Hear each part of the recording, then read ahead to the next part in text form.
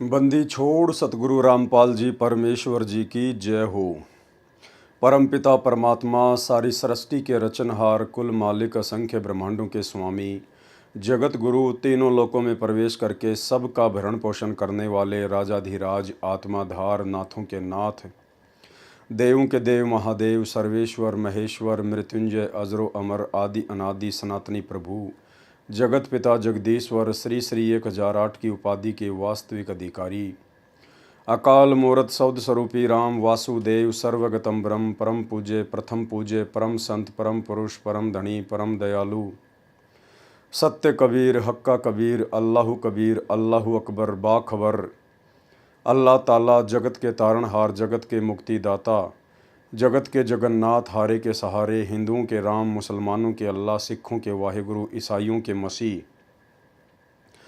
दया के सागर दया निधि करुणा के सागर करुणा निधि स्वयंभू परिभू संकट मोचन कष्ट हरण मंगल करण दुख भंजन अविगत कबीर निर्विकार निर्विषम परमात्मा अलय अलेख सतगुरु आदि अनादि सतगुरु असली मर्यादा पुरुषोत्तम असली राम असली कृष्ण असली घनश्याम असली मुरारी राजाओं के राजा महाराजाओं के महाराजा शहंशाहों के शहंशाह सम्राटों के सम्राट भगवानों के भगवान अल्लाहों के अल्लाह प्रभुओं के प्रभु मसीहाओं के मसीह सच्चे वाहिगुरु बाबाओं के बाबा पीरों के पीर सेठों के सेठ जगत सेठ सावड़सा सेठ सर्वगुण संपन्न अनंत कोटि कलाओं के स्वामी अनंत कोटि ब्रह्मांडों के नायक योगियों में महायोगी ध्यानियों में महाध्यानी सिद्धों में परम सिद्ध ज्ञानियों में तत्वज्ञानी ब्रह्म ज्ञानी महाज्ञानी परम ज्ञानी सर्वश्रेष्ठ विज्ञानी युवा कबीर समरथ कबीर असमवात अमित ओजा सच्चे रहनुमा करीम अल्लाह सुबहान अल्लाह दुनिया के अंतिम पैगंबर 8 सितंबर 1951 से गांव धनाना जिला सोनीपत हरियाणा भारतवर्ष की पावन भूमि पे प्रकट रियल कल की भगवान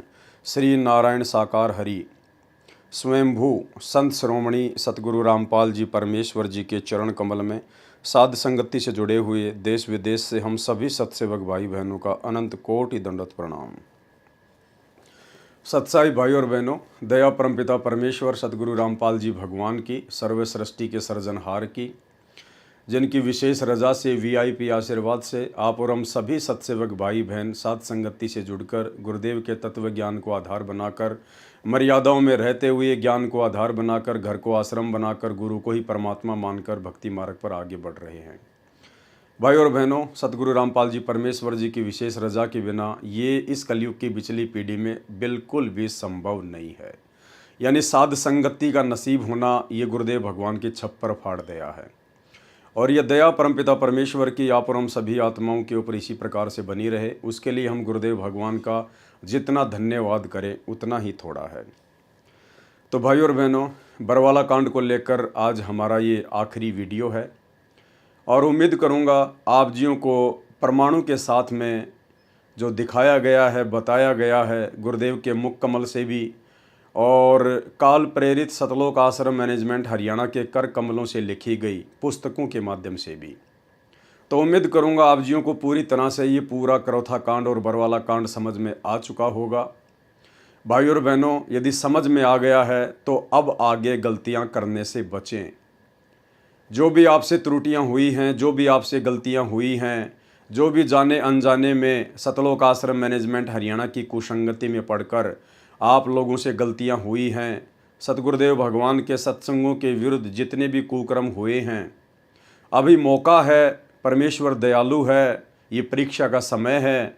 अपने घर पर ही गुरुदेव भगवान से अपनी तमाम जाने अनजाने की गलतियों की क्षमा याचना कीजिए और संकल्प ले लीजिए कि जब तक मेरे गुरुदेव भगवान हिसार जेल से अपनी लीला पूरी करके बाहर नहीं आएंगे तब तक हम किसी भी ना ही तो आश्रम में जाएंगे, ना ही किसी नामदान सेंटर पर जाएंगे और ना ही हम किसी ऐसे कुपात्र को ज्योति पाठ और दान का पैसा देंगे। जो भी कुछ देना होगा गुरुदेव भगवान के आने के बाद उनके कर कमलों में देंगे। तब तक ज्ञान को आधार बनाएंगे, घर को ही आश्रम बनाएंगे और गुरु को ही परमात्मा बनाकर साध संगति से जुड़े हुए सत्सेवक भाई बहनों की तरह मर्यादाओं को फॉलो करते हुए अपनी भक्ति करेंगे। क्योंकि परमात्मा कहते हैं यदि आप मर्यादा में हैं और गुरु को भगवान मान रहे हैं तो फिर आपको कहीं भी धक्के खाने की आवश्यकता नहीं है। मोकू कहाँ ढूंढे रे बंदे, मैं तो तेरे पास में। और रोज़ हम संध्या आरती में पढ़ते हैं घटी ही में गंगा घटी ही में जमुना और घट ही में है जगदीश सतगुरु तारेंगे। तो सतगुरु रामपाल जी परमेश्वर जी की सत्य भक्ति विश्वास की भक्ति है। जिसको अपने गुरु पर विश्वास हो गया, ज्ञान समझ में आ गया और मर्यादा में रहेगा तो परमात्मा पल पल साईं की तरह अपनी उस प्यारी आत्मा के साथ में रहेगा। तो भाई और बहनों, काफ़ी कुछ आपने बरवाला कांड को लेकर समझ लिया है। किस प्रकार से बरवाला कांड करवाने के लिए काल बली ने गुरुदेव भगवान के बेटा बेटी भाई बंधु रिश्तेदारों को निमित्त बनाया, स्टेट कोऑर्डिनेटरों को निमित्त बनाया और बड़े बड़े परम भगत समझे जाने वाले उन 2 कोड़ी के जीवों को निमित्त बनाया। दास 2 कोड़ी का जीव इसलिए कह रहा है क्योंकि आज उनके कुकर्मों से, उनके मनमाने आचरणों से हमें पता चल गया है कि उनको तो अध्यात्म का क ख ग भी ज्ञान नहीं है। केवल उनको इतना ही पता था कि ब्रह्मा विष्णु महेश के माता पिता कौन है, इसके अलावा उन्हें कुछ भी ज्ञान नहीं था।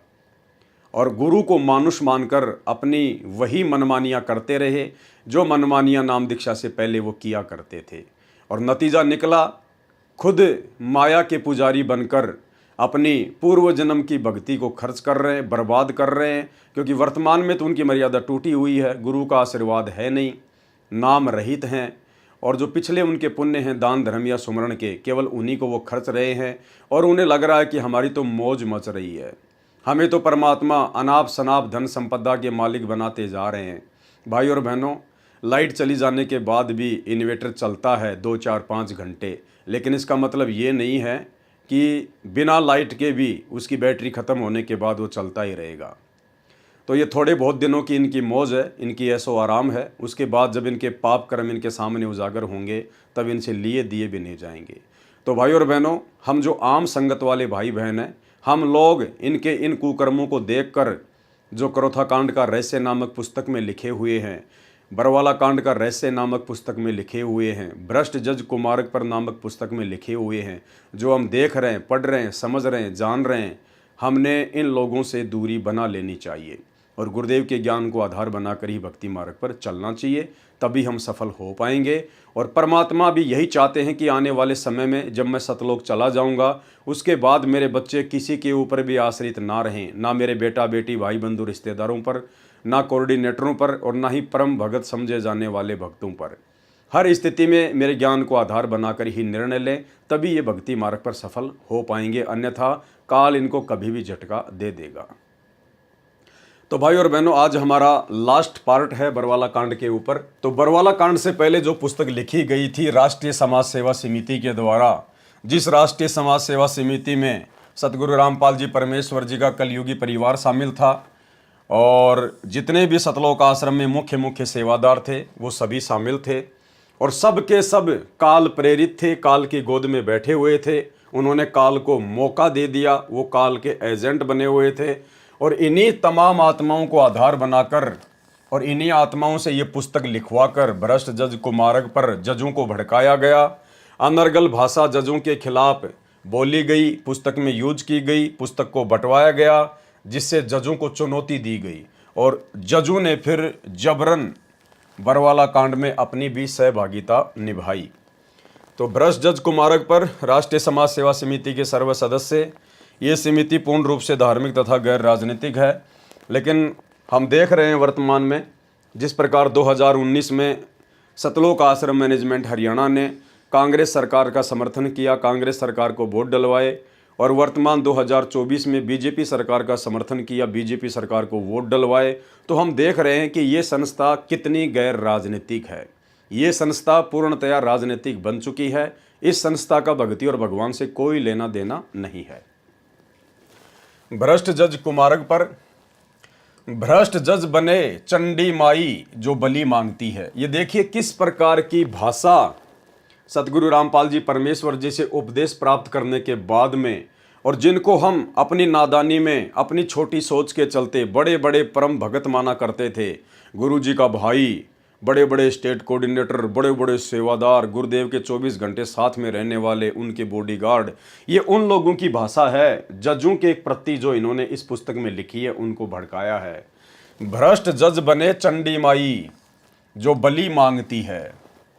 और भाई और बहनों, इन्होंने बरवाला कांड के समय मीडिया को अपने इंटरव्यू देते समय भी जजों को भड़काने में किसी प्रकार की कोई कमी नहीं छोड़ी काल प्रेरणा से।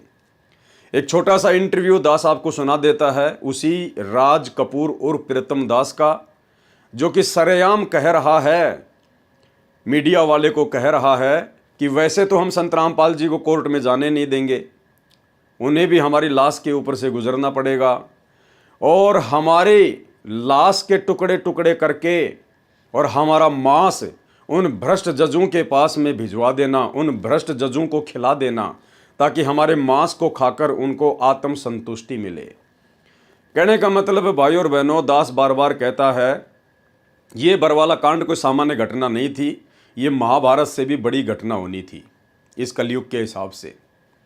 इन लोगों ने अपनी तरफ से किसी प्रकार की कोई कमी नहीं छोड़ी जजों को भड़काने में, काल को मौका देने में। इन्होंने खुद अपने इंटरव्यू दिए कि हमारे मांस को निकाल कर हम जो लाखों भगतियां बैठे हुए आश्रम में, और हम पुलिस को तो अंदर जाने नहीं देंगे, हमारे गुरुजी की बात हम मानेंगे नहीं, अगर गुरुजी भी कोर्ट में जाना चाहेंगे तो उनको हम जाने देंगे नहीं।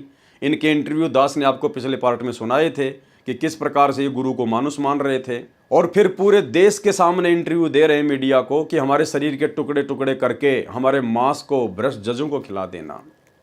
यानी भाई और बहनों, अगर वहां पर नरसंहार भी होता जबरदस्त तरीके से, तो भी न्यायालय में कोई पैरवी करने वाला जज भी नहीं मिलता हमारे को, क्योंकि हम लोगों ने पहले ही उनको मौका दे रखा है। हम लोगों ने पहले ही अपनी जुबान से अपना एफिडेविट देश दुनिया के सामने दे रखा है जजों को कि हम लाखों भक्तों को मार के ही संत रामपाल जी को लेकर जाया जा सकता है, और मरने के बाद हमारा जो शरीर है उसका मांस निकाल के जजों को खिला देना। तो बताओ आप जजों को किस प्रकार से दोषी ठहराओगे? अगर वो जज आप लोगों को वास्तव में मारने का आदेश भी दे देते कि चाहे लाख मरें लेकिन संत रामपाल जी को कोर्ट में लेके आइए, और लाख भगत यदि मार दिए जाते, तो आप जी जजों को दोष नहीं दे सकते थे, क्योंकि आपकी बुद्धि पे तो काल बैठा था और आपकी जुबान पे बैठी थी दुर्गा, और जो जो बातें ना कहनी चाहिए थी वो बातें सारी की सारी इन बड़े बड़े परम भक्तों के मुख से काल ने निकलवा दी। सुनिए ये छोटा सा इंटरव्यू। हमारे साथ जो आश्रम के प्रवक्ता राज कपूर हैं उनसे जानेंगे। राज कपूर जी, आज का दिन ही बचा है और पुलिस किसी भी वक्त यहाँ पहुँच सकती है, जिस तरह से खबरें आ रही हैं, क्या कहेंगे? सर, हाई कोर्ट ने संत रामपाल जी महाराज को एक झूठे केस में फंसा के और 10 तारीख के लिए नॉन अवेलेबल वारंट किया है।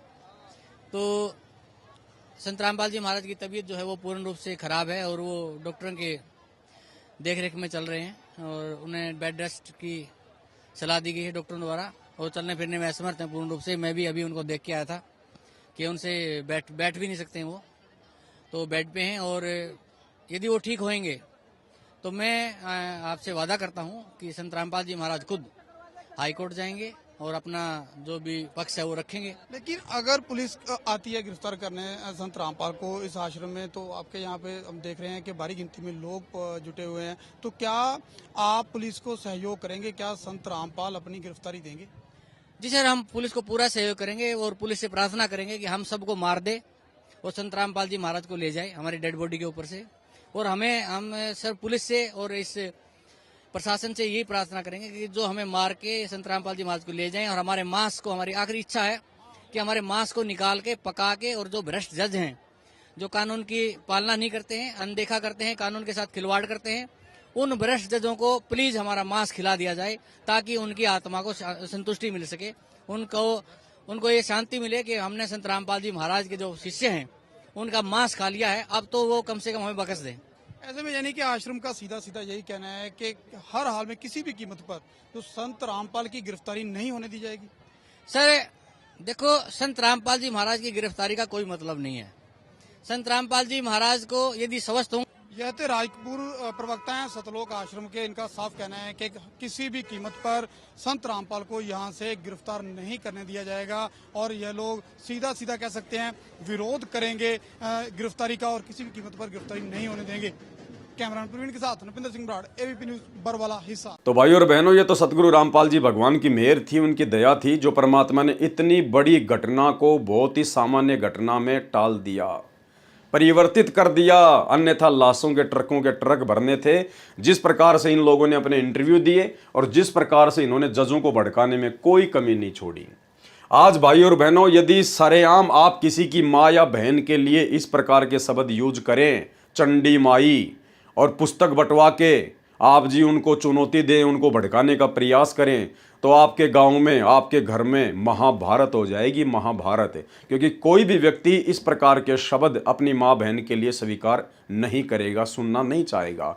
और सतलोक आश्रम मैनेजमेंट हरियाणा ने भगत होने के बावजूद, और भगत भी सतगुरु रामपाल जी के, सतगुरु रामपाल जी हमें 30 वर्षों से समझा रहे हैं, ज्ञान दे रहे हैं कि ऐसी वाणी बोलिए मन का आपा खोए, औरन को शीतल करे आपू शीतल होए।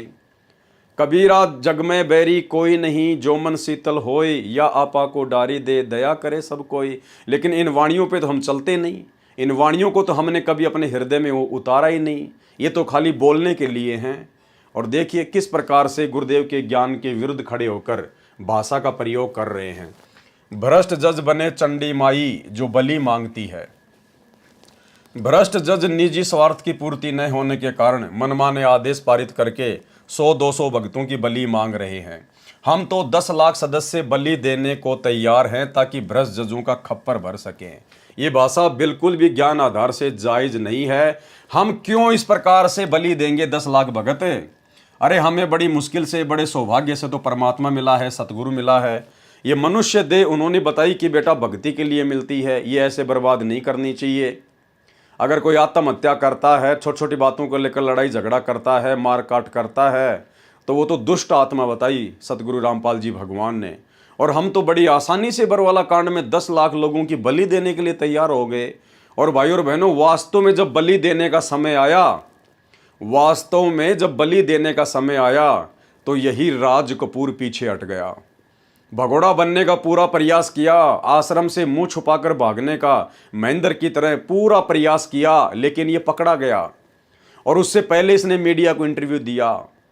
भाई और बहनों, जितने भी बेचारे नादान भगत, भोले वाले भगत जो वहाँ बैठे हुए थे, आश्रम के बाहर जो आंदोलन कर रहे थे, उनको तो गुरुजी का आदेश बता दिया गया कि गुरुजी का आदेश है, पुलिस को अंदर नहीं आने देना है, और गुरुजी कोर्ट की तारीख पर नहीं जाना चाहते हैं। तो भगत तो बेचारे नादान थे, भोले थे, सैकड़ों की संख्या में आश्रम के बाहर बैठ गए। जैसा भी उनके हाथों में डंडे वंडे, झंडे वंडे दिए गए। यानी उन भक्तों को बैठाया किसने? इन्हीं राष्ट्रीय समाज सेवा समिति वालों ने, इन्हीं सतलोक आश्रम मैनेजमेंट वालों ने।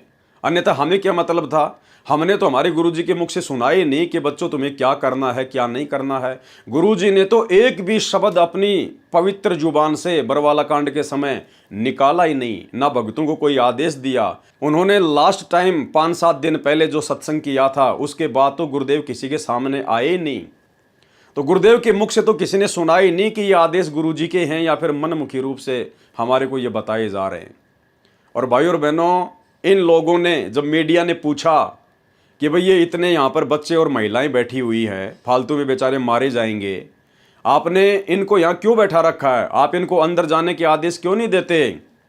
तो यही राज कपूर उर्फ प्रीतम दास, काल का एजेंट, राष्ट्रीय समाज सेवा समिति का सदस्य, सरेआम मीडिया के सामने कह रहा है। और उसके जस्ट पीछे खाकी कोट पहन के गुरुजी का बड़े बड़ा लड़का खड़ा है। ध्यान से देखना, राज कपूर के साइड में एक मोटे से मुंह का और खाकी सा एक कोट पहन रखा है, वो गुरुजी का बड़ा लड़का वीरेंद्र। और मीडिया वाला सवाल कर रहा है राज कपूर से कि इन बच्चों और महिलाओं को आप क्यों नहीं हटा रहे, और ये बच्चे और महिला यहाँ क्यों बैठी हैं? तो राज कपूर कह रहा है कि ये तो ज़बरदस्ती बैठे हैं, बच्चे और महिलाओं को हम लेके नहीं आए, बच्चे और महिलाओं को हम लेके नहीं आए, यानी अपना पीछा छुड़वा लिया। ये होता है काल का दूत, जब समय आता है तब भाग लेता है और बेचारे नादानों को मरवा देता है। इन्हीं लोगों ने उन सैकड़ों बच्चों और महिलाओं को वहां पर बैठाया, उनकी ड्यूटी लगाई। और जब मीडिया वाले पूछ रहे हैं तो कह रहे हैं बच्चे और महिलाओं को हम नहीं लेके आए। तो फिर मीडिया ने कहा कि फिर आप इनको हटा क्यों नहीं रहे? तो कह रहे हैं हम तो हटा रहे हैं लेकिन हमारी बात ही नहीं मान रहे। भाई और बहनों, इतना बड़ा झूठ, इतना बड़ा फरेब अपने ही भगत भाई बहनों के साथ।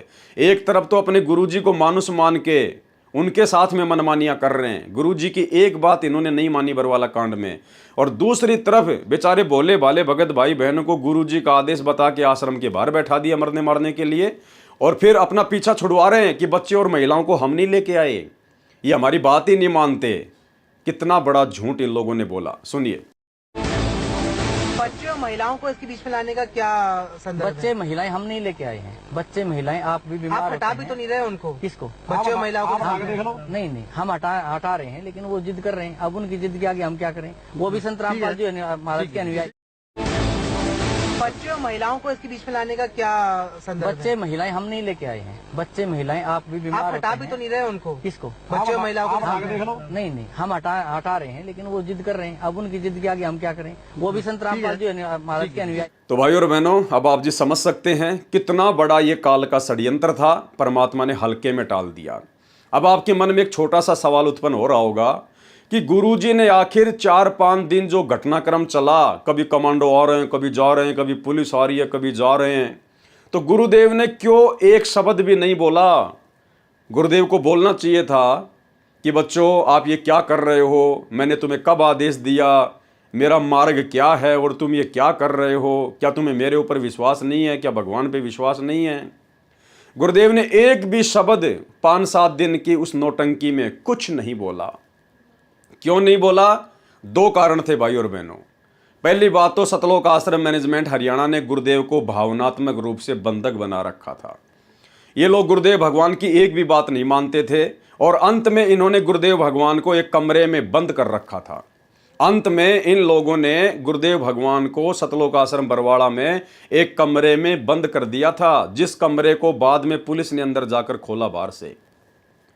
और दूसरी बात भाई और बहनों, सतगुरु रामपाल जी भगवान समर्थ है, अंतर्यामी है, सब कुछ पता है, नो डाउट। आप और हमें तो पता है उनकी वास्तविक स्थिति क्या है। जानबूझकर सतगुरु रामपाल जी भगवान मूक दर्शक बने रहे, जानबूझकर। क्योंकि भाई और बहनों, सतलोक आश्रम मैनेजमेंट हरियाणा सतगुरु रामपाल जी परमात्मा के भक्ति मार्ग में सबसे बड़ी गंदगी है, सबसे बड़ी गंदगी।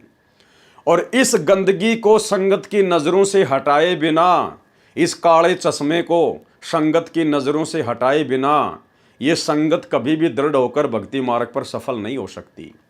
और ना ही आने वाले समय में हजारों साल तक सतगुरु रामपाल जी भगवान का भक्ति मार्ग सही प्रकार से चल सकता है, यदि इस भक्ति मार्ग में इस गंदगी को सतगुरु रामपाल जी भगवान यूं ही छोड़ के चले गए तो। क्योंकि अब आगे इस भक्ति मार्ग में अन्य संतों और पंथों की तरह भाई भतीजावाद नहीं चलेगा, परिवारवाद नहीं चलेगा, वंशवाद नहीं चलेगा। परमेश्वर अलग से ही अपनी पूरी व्यवस्था करके जाएंगे।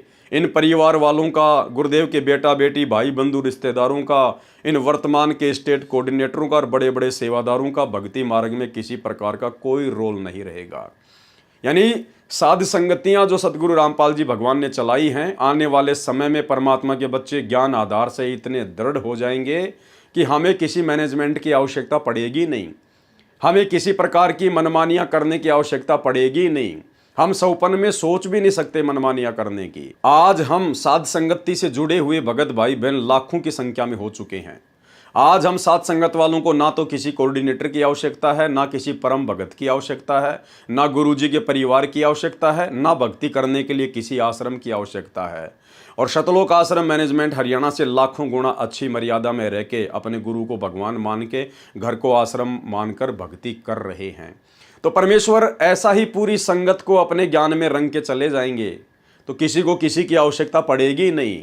और जो अच्छी आत्मा होंगी उनको परमात्मा यहाँ से निकाल देंगे। तो भाई और बहनों, इस प्रकार से फिर आगे ये भक्ति मार्ग परमात्मा का सेट होगा। और एक सत्संग में तो गुरुदेव भगवान ने बिल्कुल स्पष्ट कह रखा है भाई और बहनों, क्योंकि आने वाले समय में ये आश्रम नहीं रहेंगे। आने वाले समय में गुरुदेव के सतलोक जाने के बाद भक्ति करने के लिए आश्रमों की आवश्यकता नहीं होगी, बिल्कुल भी नहीं होगी। एक सत्संग में गुरुदेव ने स्पष्ट कर रखा कि जब बच्चों घर घर में ज्ञान हो जाएगा, घर घर में सीढ़ी हो जाएंगी, उस समय कोई काल का दूत यहाँ घुसेगा ही नहीं। ये ज्ञान की आवश्यकता तो इसलिए पड़ी कि कोई काल का दूत तुम्हारे को भ्रमित ना कर दे। आने वाले समय में सभी भगत होंगे, घर घर में ज्ञान होगा, घर घर में चर्चा होगी, गांव गांव में भगत होंगे, आपको कहीं जाने की आवश्यकता ही नहीं पड़ेगी। गांव गांव में सत्संग हुआ करेंगे, आपस में सब मालिक की चर्चा किया करेंगे, ज्ञान चर्चाएं हुआ करेंगी। और गुरुदेव ने स्पष्ट कह दिया कि आपको कहीं भी धक्के खाने की आवश्यकता नहीं पड़ेगी। ये दास जब सतलोक जाएगा तो ऐसी व्यवस्था करके जाएगा, आप लोगों को कहीं भी धक्के खाने की जरूरत ही नहीं पड़ेगी। अब भाई और बहनों, धक्के तब खाएंगे जब आश्रम होंगे। जब आश्रम ही नहीं होंगे तो धक्के कहाँ से खाएंगे? तो ये गुरुदेव का संकेत समझना। परमात्मा कह रहे हैं आने वाले समय में ये दास ऐसी व्यवस्था करके जाएगा, जब सतलोक जाएगा आप लोगों को कहीं भी धक्के खाने की आवश्यकता नहीं पड़ेगी। अर्थात जिस प्रकार से वर्तमान में सत्सेवक भाई बहन भक्ति कर रहे हैं, उसी प्रकार से पूरी दुनिया भक्ति करेगी। सुनिए छोटा सा सत्संग। पुण्यात्माओं, ये ऐसा ज्ञान है सिंपल लैंग्वेज में, बूढ़े तो बूढ़ा कति 70-80 साल का भी इस ज्ञान को समझ जाए। अगर बालक 10 साल का भी इसको ध्यान से सुनेगा तो कति उंगलियां पर हटा दूंगा आपके। ज्ञान तो इसलिए बताना जरूरी हो गया कि अज्ञान गणा हो गया, कोई तुम्हें विचलित ना कर दे और ये बात बिगाड़ ना दे काल का दूत आके। इसलिए नहीं तो फिर 2 अक्षर की बात है, ये ज्ञान है, ये नाम है, ये भक्ति करो, फिर बातें खत्म होगी। ये मर्यादा है। और जब ये एक रूटीन पड़ जाएगा, फिर सत्संग घर घर में सीढ़ी हो जाएंगी, घर घर में सत्संग सुनियो। ये दास जब सतलोक चला जाएगा, ऐसी व्यवस्था बना के जाओगे कि तांडने की जरूरत ना पड़े। तुम घर घर में सीढ़ी हो जाएंगी, घर घर में सत्संग सुनियो। ये दास जब सतलोक चला जाएगा, ऐसी व्यवस्था बना के जाओगे कि तांडने की जरूरत ना पड़े। तुम घर घर में सीढ़ी हो जाएंगी, घर घर में सत्संग सुनियो। ये दास जब सतलोक चला जाएगा, ऐसी व्यवस्था बना के जाओगे कि तांडने की जरूरत ना पड़े। तुम और कई पीढ़ियों तक का मोक्ष होगा आपको। फिर कोई विचलित करने वाला नहीं रहेगा, ना काल का दूत घुसेगा जो तुम्हें बर्बाद कर दिया, तुम्हारे कोई अज्ञान पैदा कर दिया। ज्ञान नाम की चीज नहीं छोड़ेगी परमात्मा का, ऐसा ज्ञान है ये। और उसके बाद रही भाई और बहनों बात ज्योति और पाठ की कि भाई ज्योति और पाठ कहाँ करवाएंगे, तो आने वाले समय में ज्योति और पाठ बिल्कुल बंद हो जाएगा, इसकी किसी को कोई आवश्यकता नहीं होगी। गुरुदेव भगवान ने एक सत्संग में स्पष्ट कर रखा है कि ज्योति और पाठ करवाने की आवश्यकता तो अपनी आत्मा को निर्मल करने के लिए जरूरत पड़ती है।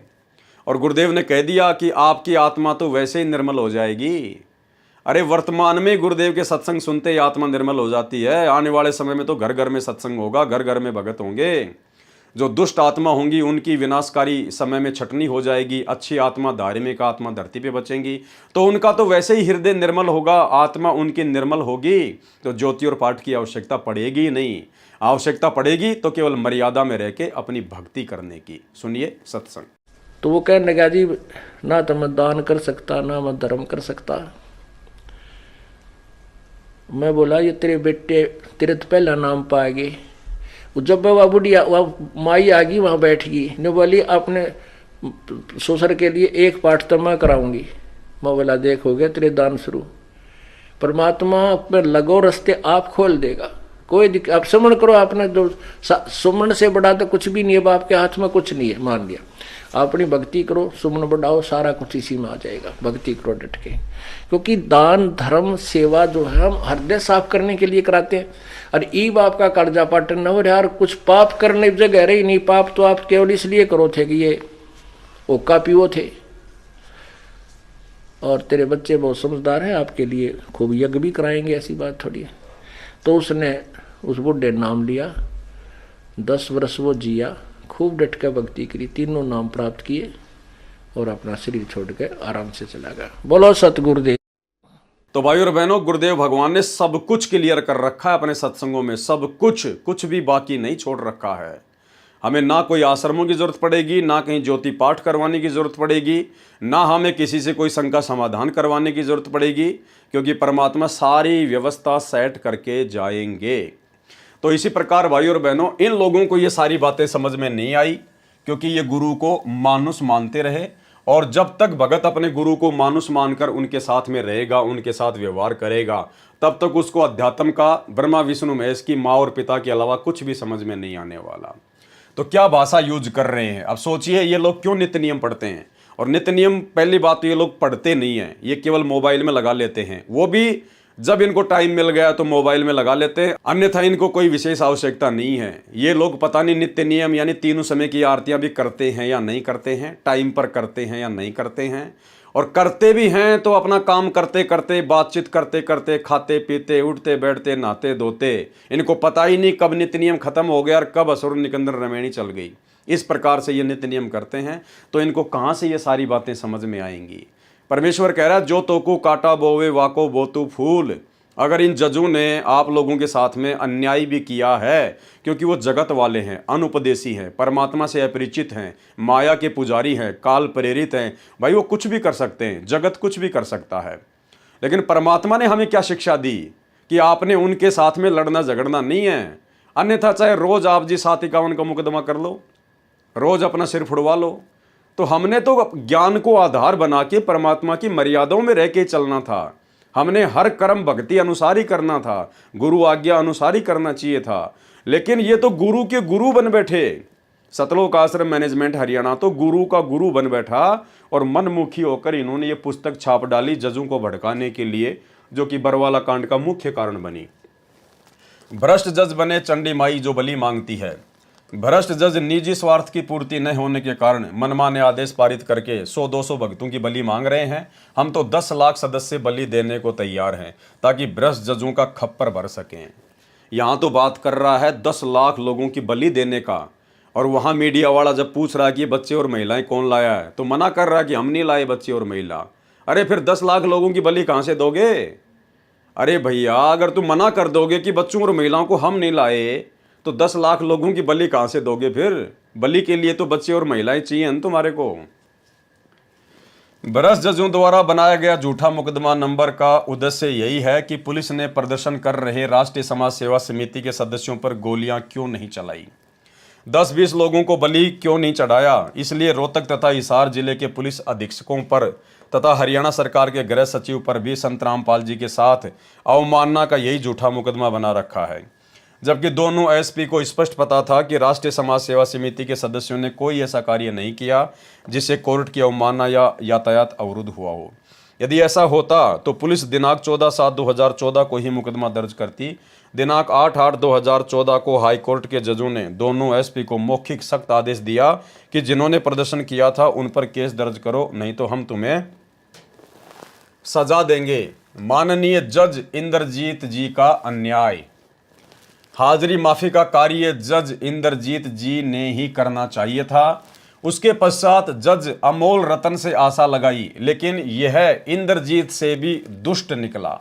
यानी भाइयों और बहनों, आशा केवल जजों से लगाई जा रही है, अपने सतगुरुदेव भगवान से कोई उम्मीद नहीं, कोई इनको आशा नहीं। जिस प्रकार द्रौपदी जब उसका चीरहरण होने का समय आया, दुशासन उसको पकड़ के लेके गया, तो उस समय वो सभा में बैठे हुए लोगों से ये आशा लगा रही थी, भीष्म पितामह से, कर्ण से, द्रोणाचार्य से, कृपाचार्य से, उनका जो गुरु था और जो अंधा था धृतराष्ट्र, उनसे ही वो आशा लगा रही थी। बार बार सबके आगे जा जा के हाथ जोड़ के अपनी प्रार्थना लगा रही थी। लेकिन भाइयों और बहनों, गुरुदेव ने बताया कि समर्थ का काम समर्थ ही कर सकता है, यहाँ का चक्रवर्ती सम्राट भी नहीं कर सकता।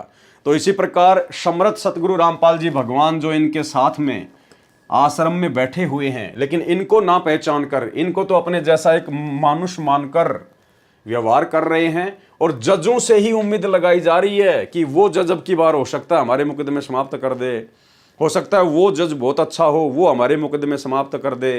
अरे मुकदमे उस समय तक समाप्त नहीं होंगे जब तक ये समरस शक्ति नहीं चाहेगी। जब तक ये समरस शक्ति नहीं चाहेगी तब तक मुकदमे समाप्त नहीं होंगे। और बहुत सारी बातें हैं भाइयों और बहनों। आपको एक मैं पीला पर्चा दिखाऊंगा जो गुरुदेव भगवान को सजा होने के बाद 2018 में जब गुरुदेव भगवान को डबल उम्र कैद की सजा हुई, उसके दूसरे दिन ही सतलोक आश्रम मैनेजमेंट हरियाणा ने एक पीला पर्चा संगत में वायरल किया।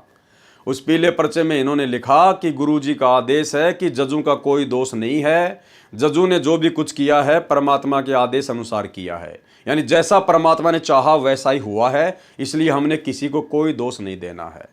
अब भाइयों और बहनों, हम कौन सी बातों पे यकीन करें बताइए।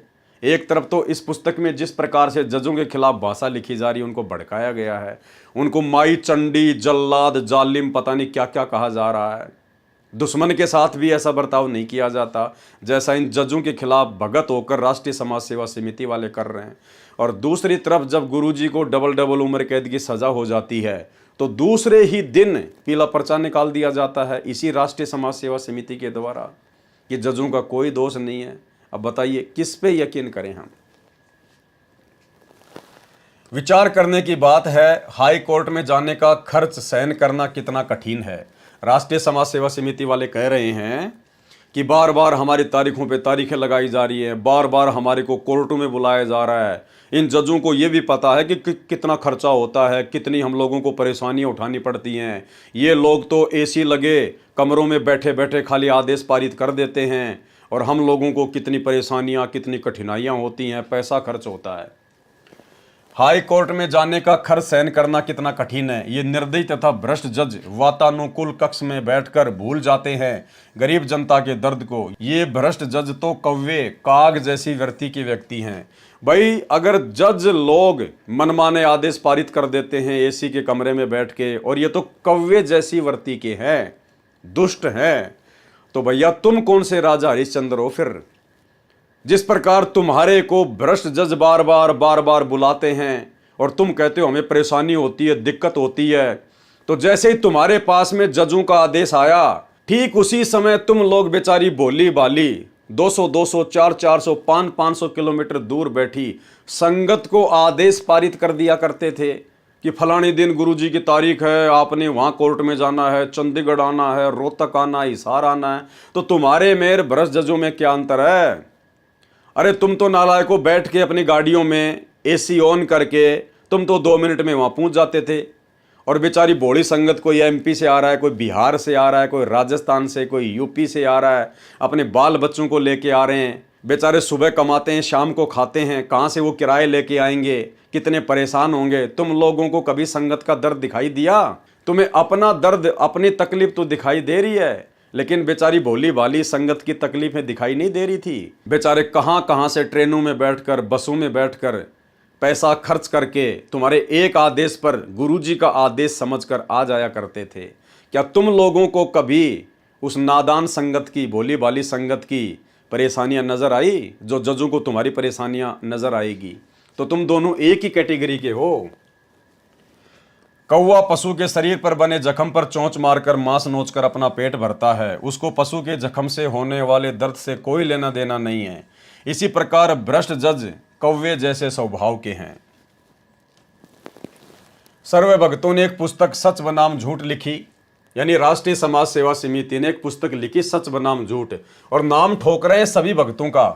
अरे सारे भगत तो भैया कम से कम 20-25 लाख थे उस समय।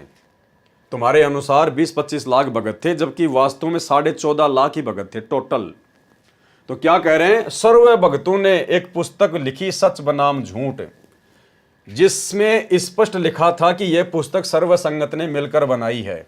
सर्व संगत को तो बेचारी को पता भी नहीं।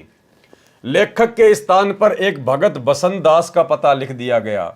लेखक के नाम पर किसका नाम लिखा गया? भगत बसंत दास का, जिसका इंटरव्यू दास ने आपको पढ़ाया था, जिसने सारनाम लेने के बाद 2009 में अपनी ही गुरु बहन के साथ में मुंह काला किया, कुकर्म किया। वो बसंत दास जिसने सच बनाम झूठ पुस्तक लिखी, उसके बाद ये पागल घोषित हो गया। इसका रोहतक से इलाज चल रहा है, मेंटल हॉस्पिटल से। लेखक के स्थान पर एक भगत बसंत दास का पता लिख दिया गया ताकि कोई संपर्क करना चाहे तो कर सके। ये पुस्तक दिनांक 27/9/2010 को हाईकोर्ट के सर्व जजों व देश के अन्य अधिकारियों को भेजी। यानी 2010 में ही इन्होंने इस प्रकार से जजों को भड़काना शुरू कर दिया था। बरवाला कांड हुआ 2014 में, उससे 4 साल पहले ही सतलोक आश्रम मैनेजमेंट हरियाणा ने सच बनाम झूठ पुस्तक लिखकर उसमें जजों के खिलाफ सारी बातें लिखकर, सेम इसी प्रकार की भड़काऊ भाषाएं लिखकर समाज में बांटनी शुरू कर दी थी। यानी जजों ने भी कितनी सहनशीलता दिखाई भाई और बहनों, ये भी आप जी सोचना। कहावत है कि रोजे माफ कराने गए, नमाज और गले डाल दी। भैया तुम कुकर्म ही ऐसे करते हो, तुम लोग ये कर्म ही ऐसे कर रहे हो भगत होने के बावजूद, अपने गुरु को परमात्मा ना मानकर, गुरु पर विश्वास ना करके, अपनी ही मनमानियां करते हुए जो कुकर्म तुम कर रहे थे, तो तुम्हारे साथ में ऐसा ही होना था। कहावत है कि रोजे माफ कराने गए, नमाज और गले में डाल दी। संत रामपाल जी महाराज ने पंजाब व हरियाणा हाई कोर्ट में सुरक्षा की अर्जी लगाई। सतगुरु रामपाल जी भगवान ने कोई सुरक्षा की अर्जी नहीं लगाई। ये सर्वशक्तिमान परमात्मा समर्थ है, इनको किसी की सुरक्षा की आवश्यकता नहीं है। ये अर्जी इसी राष्ट्रीय समाज सेवा समिति ने लगाई, इन्हीं बड़े बड़े परम भक्तों ने लगाई, और नाम ठोक दिया जाता है हर बात के पीछे सतगुरु रामपाल जी का। संत रामपाल जी महाराज ने पंजाब व हरियाणा हाईकोर्ट में सुरक्षा की अर्जी लगाई। माननीय हाईकोर्ट ने परिस्थितियों को देखते हुए सुरक्षा देने का आदेश दिया। 2009 पारित किया। माननीय पंजाब व हरियाणा कोर्ट के आदेश के बावजूद हरियाणा सरकार ने कोई सुरक्षा नहीं दी। भाई सतगुरु जब चाहेगा वही होगा, तुम्हारे करने से कुछ नहीं होगा। संत रामपाल जी महाराज ने माननीय पंजाब व हरियाणा हाई कोर्ट में हरियाणा सरकार के विरुद्ध कोर्ट की अवमानना का केस डाला। ये सतगुरु रामपाल जी भगवान ने नहीं डाला, इसी राष्ट्रीय समाज सेवा समिति ने डाला। सतगुरु यहाँ पर किसी पर मुकदमे करने नहीं आता। अगर सतगुरु मुकदमा करेगा तो उनके भगत क्या करेंगे? अरे हम तो अपने सतगुरु से सीखेंगे ना। अगर सतगुरु ही अवमानना का मुकदमा डालेगा अपनी तरफ से तो हम भगत क्या करेंगे भाई? अरे मालिक कहते हैं जो तो को काटा बोवे वाको बोतु फूल। तो सतगुरु कभी किसी पे अवमानना का या किसी अन्य प्रकार का मुकदमा नहीं डालता है। मुकदमा डालने वाले यही लोग थे, नाम सतगुरु रामपाल जी का।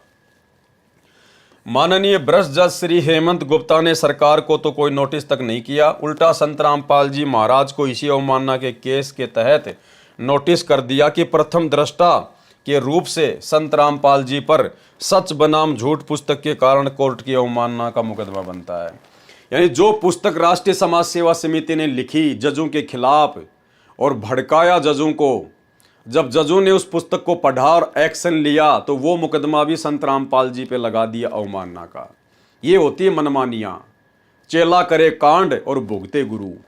ये पुस्तक लिखी राष्ट्रीय समाज सेवा समिति ने, बसंत सैनी का ऊपर नाम लिख दिया गया और जजों के खिलाफ अनर्गल बातें लिख दी गई।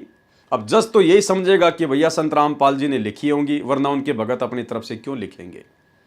और अवमानना का मुकदमा संत रामपाल जी के ऊपर ठोक दिया गया। उसके बाद संत रामपाल जी ने क्या जवाब दिया? संत रामपाल जी पर सच बनाम झूठ पुस्तक के कारण कोर्ट की अवमानना का मुकदमा बनता है। कारण बताओ नोटिस संत रामपाल जी महाराज जी के नाम जारी कर दिया गया। अब गुरुजी ने क्या जवाब दिया? संत रामपाल जी महाराज ने शपथ पत्र में लिख दिया कि इस पुस्तक में मेरा कोई लेना देना नहीं है। भाई सतगुरु झूठ नहीं बोलेगा ना, इतना तो हमें यकीन है, चाहे दुनिया इधर से उधर हो जाए, सतगुरु झूठ नहीं बोलेगा। ये सतवादी परमात्मा है। हम रोज संध्या आरती में पढ़ते हैं, सतवादी के चरणों की मैं सिर पर डारूं धूर, 84 निश्चय मिटे पहुंचूं तख्त हुजूर। इसके हर नाम के पहले सत लगता है, सत साहिब, सतलोक, सतवादी परमात्मा, सत्य पुरुष। ये परमेश्वर कभी झूठ नहीं बोलता। तो गुरुदेव ने स्पष्ट कह दिया अपना शपथ पत्र देते हुए कि मेरा इस पुस्तक से कोई लेना देना नहीं है। अर्थात फिर ये मनमानियां कौन कर रहा था? आश्रम मैनेजमेंट, गुरुजी का परिवार, गुरुजी का भाई। संत रामपाल जी महाराज ने शपथ पत्र में लिख दिया कि इस पुस्तक में मेरा कोई लेना देना नहीं है। ये तो लेखक बसंत दास ही सही बता सकता है। भगत बसंत दास को हाईकोर्ट ने नोटिस दिया। उसमें भगत बसंत दास ने कहा कि यह पुस्तक मैंने अन्य लाखों भक्तों के सहयोग से लिखी। अब जैसे ही बसंत सैनी के नाम पे नोटिस आया, उसको जवाब देने के लिए कहा गया, तो उसकी भी हवा निकल गई बसंत दास की, और कहने लगा ये पुस्तक मैंने अकेले ने नहीं लिखी, ये तो लाखों भक्तों के सहयोग से लिखी है। अरे लाखों भक्तों ने पेन चलाए थे क्या नालायको? देखो मनमानियों का नतीजा भाई और बहनों फिर ये होता है। उसमें भगत बसंत दास ने कहा कि यह पुस्तक मैंने अन्य लाखों भक्तों के सहयोग से लिखी है। तब संत रामपाल जी महाराज को उस झूठे मुकदमे से राहत मिली। संत रामपाल जी महाराज को न्यायालय में बुलाया नहीं, परंतु भ्रष्ट जज हेमंत गुप्ता तथा भ्रष्ट जज सूर्यकांत ने सरकार को अवमानना केस से बरी कर दिया और अकेले बसंत दास को दोषी ठहराकर कोर्ट की अवमानना का मुकदमा बना दिया। जबकि 5000 उन भक्तों ने शपथ पत्र भी दिए जिन्होंने पुस्तक सच बनाम झूठ के लिखने व छुपाने में सहयोग दिया था, परंतु भ्रष्ट जजों ने जानबूझकर उनको अनदेखा कर दिया, केवल बसंत दास जी को बलि का बकरा बना दिया। भ्रष्ट जजों ने भगत बसंत दास का जीवन नष्ट कर दिया। क्यों भाई? बसंत दास तो भगत है ना। अरे बसंत दास तो परमात्मा का भगत है, बहुत बड़ा परम भगत है, राष्ट्रीय समाज सेवा समिति का मेंबर है, सदस्य है, आश्रम के मुख्य सेवादारों में उसकी गिनती आती है। फिर ऐसे परम भगत का जीवन कौन बर्बाद कर देगा? अरे तुम क्या बोल रहे हो भाई अपनी गंदी जुबान से? क्यों संत रामपाल जी का नाम बदनाम कर रहे हो तुम? ऐसे परम भगत बसंत सैनी का जीवन क्या एक जज बर्बाद कर सकता है? नहीं कर सकता। भ्रष्ट जजों ने भगत बसंत दास का जीवन नष्ट कर दिया। फिर भक्ति क्या खाक कर रहा है? अरे भक्ति क्यों कर रहा फिर भक्ति क्या काम आई इसके, जब एक जज ने इसका जीवन बर्बाद कर दिया और इतने दिनों से सतगुरु की शरण में है, सतगुरु ने जीवन आबाद नहीं किया और एक जज ने इसका जीवन बर्बाद कर दिया, नष्ट कर दिया, तो क्यों भक्ति कर रहा था? फिर ये ड्रामा कर रहा था। ये तो भ्रष्ट जजों ने भगत बसंत दास का जीवन नष्ट कर दिया। अब भाइयों और बहनों, कारण क्या था? पहले तो राष्ट्रीय समाज सेवा समिति वालों ने वो पुस्तक लिखकर सच बनाम झूठ और बसंत दास का नाम उस पुस्तक के ऊपर लिखकर उसमें गुब्बारे की तरह हवा भर दी। बसंत दास फूल गया कि लेखक के रूप में मेरा नाम लिख दिया गया। उसको आगे का नहीं पता था, क्योंकि आगे इनकी बुद्धि भैंस की तरह काम नहीं करती है। और बाद में जब Punjab and Haryana high court के जज ने उसके ऊपर एक्शन लिया और मुकदमा किया, तो बसंत दास की सारी हवा निकल गई कि यार ये तो मैं अकेला फंस गया और तो किसी का नाम ही नहीं आया, मेरे अकेले के ऊपर ही मुकदमा डाल दिया गया। तो भाई साहब के दिमाग के स्क्रू ढीले हो गए, पागल हो गया, मेंटल हो गया, मेंटल। ये सारनामी गुरुजी का परम भगत पागल हो गया। देखिए, जब बसंत दास को पता चला कि तुझे अकेले को मुकदमा नंबर 22/2011 में फंसा दिया, अन्य को छोड़ दिया, तो उसके दिल को ऐसा झटका लगा कि उसका मानसिक संतुलन बिगड़ गया, अनबोल हो गया, यानी बोला नहीं गया उससे, मुंह के ताला लग गया उसका मानसिक संतुलन गड़बड़ा गया कि तेरे को तो अकेले को फंसा दिया, अगर 10-20 और फंसते तो ठीक था, लेकिन तू तो अकेला फंस गया। उसका मानसिक संतुलन बिगड़ गया, अनबोल हो गया, यानी बोला नहीं गया उससे कई दिन तक। रस्सा उठाकर गले में डालकर पंखे पर लटक कर आत्महत्या करने का प्रयास करने लगा। अब ये हैं सारनामियों के लक्षण। देखते जाओ भाई और बहनों आप। अरे क्या ज्ञान सीखा इन्होंने गुरुदेव भगवान से, इस परमेश्वर की इतने दिनों तक इतने नजदीक रहकर क्या संगति की, क्या लाभ उठाया। एक छोटे से झटके के कारण, एक छोटी सी बात के कारण। अरे तुम तो संघर्ष कर रहे थे ना, तुम तो सत्य के साथी हो ना। तुम लोगों ने तो कसम खाई थी कि गर्दन कटवा लेंगे, सीने पे गोलियां खा लेंगे, लेकिन हम पीछे नहीं हटेंगे, संघर्ष करेंगे, देश से भ्रष्टाचार को खत्म करेंगे। बस निकल गई सारी हवा। एक जज ने एक्शन लिया थोड़ा सा, इसका दिमाग हिल गया, मानसिक संतुलन गड़बड़ा गया और क्या करने लगा? पंखे में रस्सी डालकर फांसी लगाकर आत्महत्या करने का प्रयास करने लगा। ये सारनामियों के लक्षण है भाई और बहनों। देख लो आप इन आश्रमों में जा जाकर जिन लोगों की कुसंगति कर रहे हो ना, ये उनका आचरण है। ये वही बसंत सैनी है, गांव गांधरा, जिला रोहतक, हरियाणा वाला, जो धनाना आश्रम में सार शब्द की परीक्षा लेता है, जो आप लोगों को सार शब्द देता है। ये वही बसंत सैनी है जो पंखे से लटक कर आत्महत्या करने का प्रयास कर रहा था उस समय। फिर क्या ज्ञान समझा इसने? क्या इसको अपने गुरुदेव भगवान पर विश्वास है? भाई और बहनों, परमात्मा तो कहते हैं कि आत्महत्या करने वाला तो कायर होता है, कायर। मालिक कहते हैं नर नारायण दे पाए कर, और फिर तू फिर 84 जाई। अरे आत्महत्या करके ये परमात्मा जैसा शरीर प्राप्त करके नालायक, फिर तू गधा बनना चाहता है, 84 में जाना चाहता है। ज्ञान क्या हुआ तेरे को?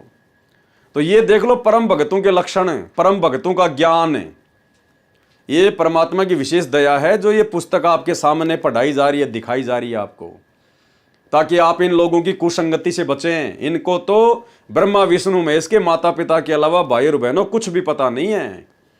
ये दुखी आत्माएं थी, परमात्मा की शरण में आते इनको सौ सुख मिल गए, ज्ञान से कोसों दूर रहे, अपनी मान बढ़ाई में आ गए, मनमानियां करने लगे, परमात्मा के आशीर्वाद से दूर हो गए, और अंत में फिर यही होगा इनके साथ। और क्या होगा? अरे भक्ति मार्ग पर हम भगत बनने के लिए जुड़े, अपने आत्म कल्याण के लिए जुड़े। देश दुनिया को सुधारने का ठेका हमारा नहीं है। अगर हम भगतों ने देश दुनिया सुधार दी, पहली बात तो आप और हमारी कोई औकात नहीं, कोई हमारा वजूद नहीं। और यदि हम लोगों ने ही देश दुनिया सुधार दी अपनी तरफ से कार्य करके, जिस प्रकार ये राष्ट्रीय समाज सेवा समिति ने ठेका ले रखा था भ्रष्टाचार मुक्त भारत बनाने का, अगर हम भगतों ने ही अगर देश दुनिया सुधार दी, तो सतलोक से आए हुए इस परमात्मा को कौन परमात्मा मानेगा? फिर तो हम ना परमात्मा बन जाएंगे भगती। तो भाई और बहनों, समर्थ का काम उसी को साजे और करे तो मूर्ख बाजे।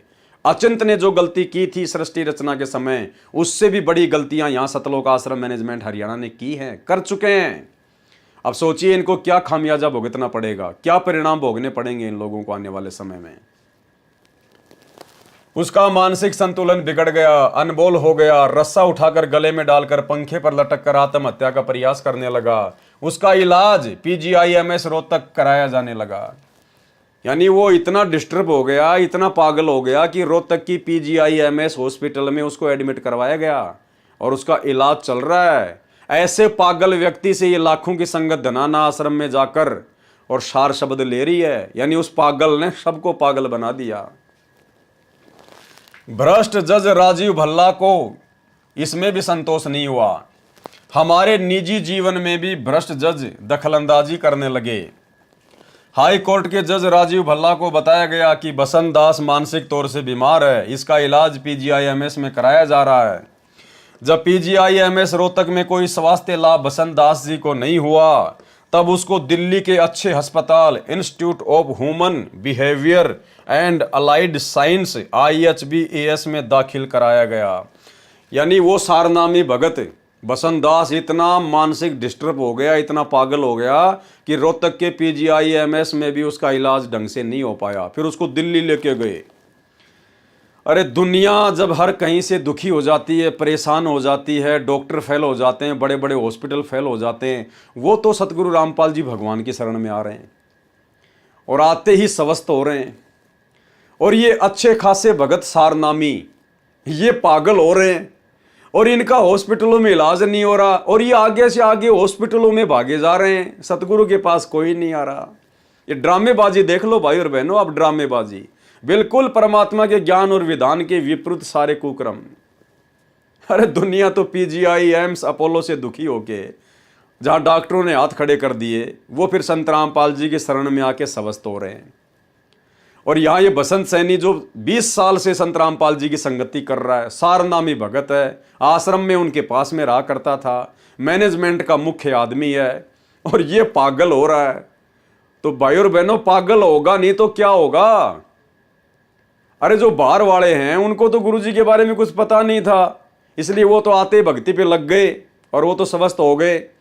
और ये नालायक भगत होने के बावजूद भी सारे उल्टे कुकर्म कर रहे थे, गुरु को मानुस मान रहे थे, मनमानियां कर रहे थे, तो आगे से आगे हॉस्पिटल में धक्के खा रहे हैं। यानी इनको संत रामपाल जी पे किसी प्रकार का कोई विश्वास नहीं, ना ये संत रामपाल जी को कोई कबीर भगवान मानते, ना ये कबीर जी का अवतार मानते, ये कुछ नहीं मानते, अपने जैसा मानते हैं। नहीं तो इस पागल आदमी को हॉस्पिटल में जाने की जरूरत क्या थी, अपने गुरुजी के चरणों में गिर जाता। अरे यदि गुरुजी के अनुसार ये पुस्तक लिखी जा रही है, गुरुजी के अनुसार ही जजों को भड़काया जा रहा है, और सारा का सारा काम यदि ये मैनेजमेंट गुरुजी के अनुसार ही कर रहा था, उनकी आज्ञा में रह के कर रहा था, तो अपनी ऐसी आज्ञाकारी आत्मा को गुरुजी पागल थोड़ी ना होने देंगे। फिर भगवान क्या काम आया। फिर भाई एक तरफ तो तुम गुरुजी की आज्ञा में रह के सारा काम कर रहे थे बरवाला कांड में, फिर गुरुजी अपनी ऐसी प्यारी प्यारी आत्माओं को पागल थोड़ी होने देंगे। गुरुजी तो तुरंत आशीर्वाद देकर, ले बेटा हो जा स्वस्थ, जाके संघर्ष कर। लेकिन गुरुजी की तरफ से कोई आशीर्वाद नहीं, कोई लाभ नहीं। क्यों? क्योंकि गुरु मानुष कर जानते, वो नर कहीं अंध, ओवे दुखी संसार में आ गए यम के फंद। ये हाल है भाई और बहनों। आप किन कुपात्रों की कुसंगति कर रहे हो? गुरुदेव का आशीर्वाद जिनके आसपास भी नहीं है। संभल जाओ, सुधर जाओ, साथ संगति से जुड़ जाओ, नहीं तो जीवन नरक बनेगा, नरक। जहां उसके स्वास्थ्य में सुधार होने लगा, दिनांक 4/8/2014 को हाईकोर्ट में बसंत दास की पेशी थी। बसंत दास के भाई सुरेंद्र जी न्यायालय में उपस्थित हुए तथा जज राजीव भल्ला जी को बताया कि बसंत दास को PGIMS रोहतक से लाभ नहीं हुआ, इसलिए उसको दिनांक 23/7/2014 को दिल्ली के प्रसिद्ध अस्पताल IHBAS में दिखाया गया है। हाई कोर्ट के माननीय जज श्री राजीव भल्ला जी ने सुरेंद्र को आदेश दिया कि बसंत दास को दिनांक 19/8/2014 को PGIMS में ही इलाज के लिए वापस लाओ। जज महोदय को बताया गया कि हम बसंत दास जी का IHBAS सरकारी अस्पताल में इलाज करा रहे हैं। जज राजीव भल्ला चिल्ला कर बोला कि तुम कोर्ट की आज्ञा का पालन नहीं करते हो, PGIMS रोहतक में ही दिखाओ। बसंत दास के भाई सुरेंद्र ने कहा कि हमने अपने भाई का जीवन देखना है। जज के सामने क्या कहा बसंत दास के भाई सुरेंद्र ने कि नहीं, हमने तो अपने भाई का जीवन देखना है, हम उसका इलाज दिल्ली में ही करवाएंगे। फिर जज ने ढंग से डांट मारी, फिर 2 मिनट में सरेंडर हो गया। बोला ठीक है साहब, ले आएंगे उनको। बसंत दास के भाई सुरेंद्र ने कहा कि हमने अपने भाई का जीवन देखना है। यह कहने के बाद तो जज राजीव भल्ला जी का पारा चढ़ गया। कहा कि तुम खुद जज बन गए हो, खुद ही वकील बन गए हो, मैं जो कहता हूं वही करो। उसके बाद में फिर क्या किया सुरेंद्र जी ने, भ्रष्ट जजों उर्फ जल्लादों के डर से, भाषा देखना आप इनकी भाई और बहनों, भ्रष्ट जजों उर्फ जल्लादों के डर से कोर्ट के आदेश अनुसार बसंत जी को दिनांक 19/8/2014 को PGIMS रोहतक अस्पताल में ले जाया गया। डांट पड़ते ही ले आए वापस उसको वहीं रोहतक में। डॉक्टर ने कोर्ट का आदेश देखकर बसंत जी को दाखिल कर लिया। दिनांक 19/8/2014 से दिनांक 28/8/2014 तक बसंत की स्थिति अधिक बिगड़ गई। वह दिनांक 28/8/2014 को PGIMS रोहतक से अचानक चला गया। उसको खोजा जा रहा है। भाग गया पागल होके। देख लो भाई बहनों, मतलब कॉमेडी भी कर रहे हैं साथ साथ में ये लोग। वो बसंत सैनी फिर इतना पागल हो गया, ये कह रहे हैं मैनेजमेंट वाले कि रोहतक मेंटल हॉस्पिटल से भाग गया। कह रहे हम उसको ढूंढ रहे हैं, वो मिल नहीं रहा। अरे ऐसे पागल व्यक्ति से आप लोगों ने धनाना आश्रम में सार शब्द ले लिया। अरे क्या बनेगी आप लोगों के साथ में। यदि बसंत दास को कुछ हो गया तो जल्लाद उर्फ जज राजीव भल्ला जिम्मेदार होगा। जज क्यों जिम्मेदार होगा भाई, कुकर्म करो तुम। भ्रष्ट जज जानबूझकर सत्ते से आंखें बंद किए हुए हैं। जज सुशील कुमार के जल्लाद कर्म देखते जाओ भाई और बहनों। जज की पोजीशन क्या होती है और जल्लाद की पोजीशन क्या होती है। जब आप इस प्रकार की भाषा एक भगत होने के बावजूद यूज करोगे तो जजों का पारा नहीं चढ़ेगा तो और क्या होगा। सुशील कुमार गुप्ता सेशन जज रोहतक का बोया बीज है। झूठा मुकदमा 12/2014 बना। कृपया पढ़ें उस पत्र की फोटोकॉपी जो माननीय राष्ट्रपति जी तथा मुख्य न्यायाधीश पंजाब तथा हरियाणा हाईकोर्ट चंडीगढ़ को दिनांक 23/4/2014 को लिखा था। इसकी एक कॉपी सेशन जज रोहतक को भी भेजी थी, जिस पर आज दिनांक 25/10/2014 तक कोई कार्रवाई नहीं हुई। RTI से जानकारी प्राप्त की तो लिख दिया कि कार्रवाई चल रही है। अधिक जानकारी पृष्ठ 27 पर पढ़ें। भ्रष्ट जज सविता कुमारी JMIC रोहतक कोर्ट के जल्लाद कर्म। जज सविता कुमारी जी ने 2 मई 2013 को रोहतक कोर्ट में हमारे मुकदमा नंबर 192/2006 की पहली तारीख लगाई। अप्रैल 2014 तक लंबी लंबी तारीख दिया करती थी। जब से इसकी शिकायत की है तब से इसने छोटी छोटी तारीखें देकर अपना प्रतिशोध लेना प्रारंभ कर दिया। यानी जो कुबद है इन्होंने खुद शुरू की। पहले वो लंबी लंबी तारीखें दिया करती थी, कोई दिक्कत नहीं थी, लेकिन इन्होंने सच बनाम झूठ में उस जज के खिलाफ, सविता के खिलाफ भी ऐसी ऐसी बातें लिखना शुरू कर दी। और जब उसने पुस्तक पढ़ी तो उसने छोटी छोटी तारीखें देना शुरू कर दी। तो बताओ भाई साहब, जजों को ये कार्य करने के लिए भड़काया किसने, उकसाया किसने, और फिर उन्हीं को दोष दिया जा रहा है। अब देखते जाइए आप इनके कारनामे। भ्रष्ट जज सविता कुमारी JMIC रोहतक कोर्ट ने 10 लाख रुपए की रिश्वत मांगी थी, लेकिन इसका प्रमाण नहीं है भाई और बहनों, इसका प्रमाण नहीं है। अगर प्रमाण होता तो इस पुस्तक में ये लोग लिखते, लेकिन कोई प्रमाण नहीं है। और भैया आगे जो हाई कोर्ट है, सुप्रीम कोर्ट है, वो प्रमाण मांगता है। जिसके भ्रष्टाचार व अन्याय की शिकायत पंजाब व हरियाणा हाई कोर्ट के मुख्य न्यायाधीश को दिनांक 6/6/2014 को भेजी थी, परंतु आज दिनांक 25/10/2014 तक कोई कार्रवाई इस भ्रष्ट जज पर नहीं हुई, जिस कारण से ये बहन जज न रहकर चुड़ैल बन गई। देखो इनकी भाषा भाई और बहनों, भाषा देखिए आप इनकी। जिस कारण से ये बहन जज न रहकर चुड़ैल बन गई। चुड़ैल आप एक जज को, क्योंकि देखो भाई और बहनों, जो लोग अध्यात्मिक ज्ञान से अपरिचित हैं, भगवान से कोसों दूर हैं, वो तो छोटा मोटा कोई छोटी मोटी कोई पद पोस्ट लेकर ही अपने आप में पता नहीं 30 मार्क का समझ बैठते हैं।